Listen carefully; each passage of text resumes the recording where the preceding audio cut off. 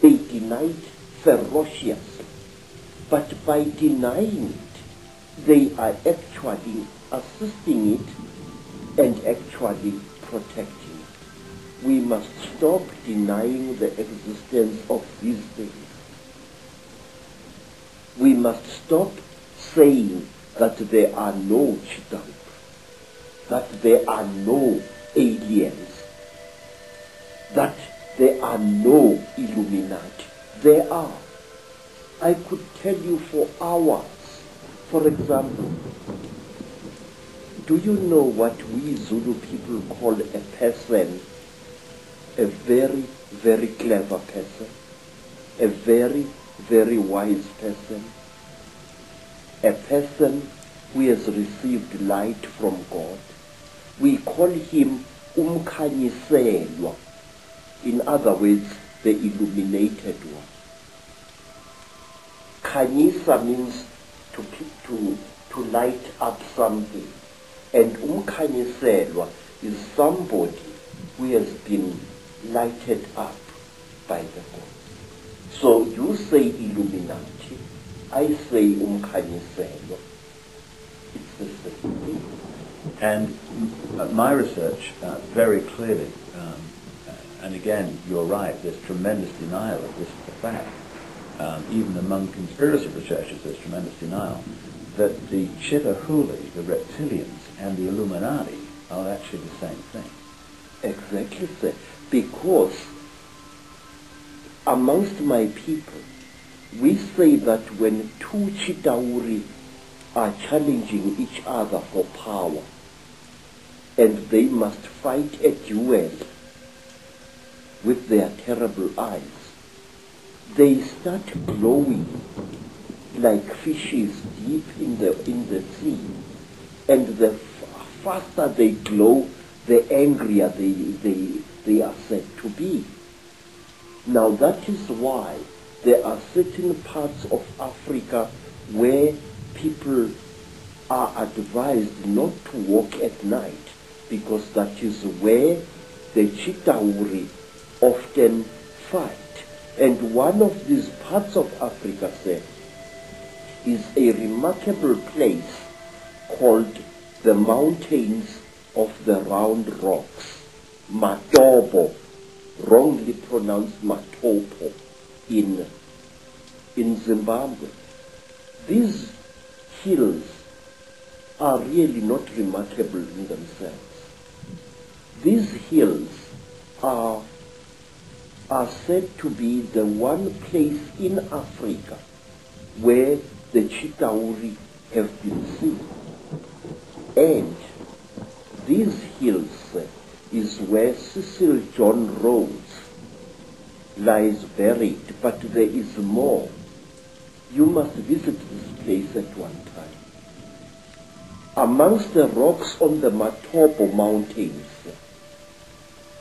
you find a species of lizard which you don't find anywhere in Africa or the world. A species of lizard which responds to the call of a human being. When I first arrived in 1958 in the land called Rhodesia, now known as Zimbabwe, I found an African there who was a tourist attraction. He was a game warden who made strange sounds calling out. And as he called out, these strange lizards, the only type of lizard anywhere on earth which responds to the human voice, used to come out of cracks and out of holes in the ground and to gather around this African. And it was this African game warden who told me that the sounds he is making are not just noise, they are the speech of the Chitauri star gods. It's a staggering coincidence that Cecil Rhodes, one of the greatest Illuminati frontmen, perhaps certainly of modern times, who did so much to imprison Africa, should choose to be buried at the point where this is all going on. You see, sir, Cecil John Rhodes went his way into the hearts of Africans, and in their despair, wise men of the Mashona people, wise men of Matebele people, tried to make Cecil John Rhodes one of them. They told him about the secrets of the Matopo Mountains, that under the Matopo Mountains lies a city of great wisdom, which is the home of the last survivors of the Chitauri god beings in that part of Africa. And if you go to the Matopo Mountains and you carry a 4-pound hammer and you strike certain parts of that landscape with that hammer, it gives out a hollow sound which shows you that there are caverns deep underground. There are two sets of mountains. There is the Matopo Mountains, and then to the east of Zimbabwe there are the great mountains known as the Inyangani, the Weeping Moon Mountains. There, even now, people disappear without trace.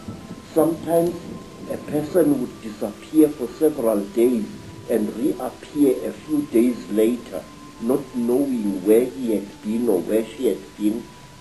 And white people have disappeared there. Black people in their thousands have disappeared there. It was there that I also went missing for 4 days in 1959 in one of the most traumatic experiences of my life. What happened? It's a long story, sir. My teacher, Elizabeth Moyo, had sent me to get a special herb which grows only on the foothills of those mountains. It was just an ordinary day like any other, just beautiful day like this one outside here. And I love the African wilderness. I'm at home in the bush, especially in the days when I was still in good health. I love the animals. I love their smell, and I love the smell of the vegetation.